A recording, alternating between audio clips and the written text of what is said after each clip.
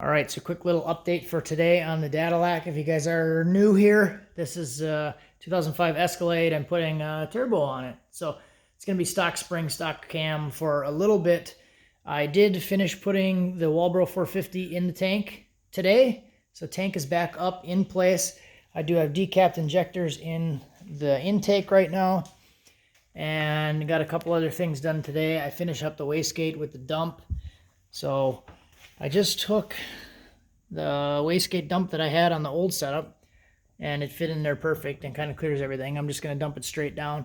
Another thing I did was finish up the heater hose lines. So I did have to extend those things. I finished those up. And then I wanted to show you guys the spark plugs. So spark plug wires are in there looking like that. So those are not the traditional factory plugs. So these are actually from a 97 GMC Jimmy, I think, with like the 5.7 Vortec. So they have the coil pack ends like this, but then they also have the little 90-degree boots on the bottom side.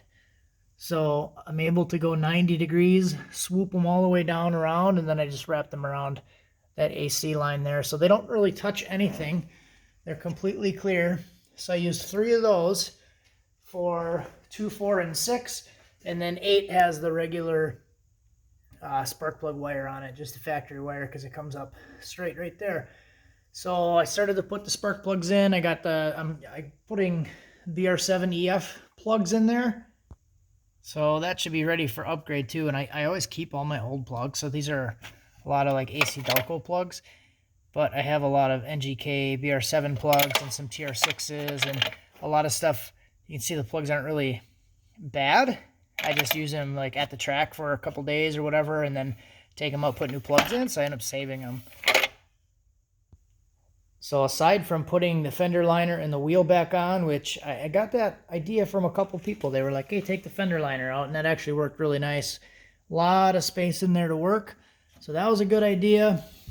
But aside from that and doing the vacuum lines after I put the intake back on, I just have to do this oil fitting. So basically, I do have a fitting that I could use if I really decide that that fitting isn't going to be here in time, and I have nothing else to do. I'll end up putting this on, but I'm waiting as long as I can because I don't want to put the intake on and then have to pull the intake back off.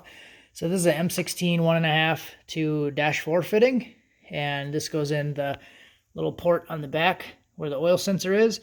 But the downside to that is you can't reuse your oil pressure sensor, so you lose that signal. So in some applications it works fine because you can have like a pressure sensor somewhere else. But with the fitting that I'm waiting on is basically just an M16 1.5 to a M16 1.5 female on the top. It's like that little hex fitting. It's like $14, and I drill a hole in the side of it, and then I'll tap it for 1/8 NPT, and then I'll basically stick this thing out the backside, and I can put the pressure sensor on the top. So that's kind of what I'm waiting on. I'm still just kind of plucking away at what I can.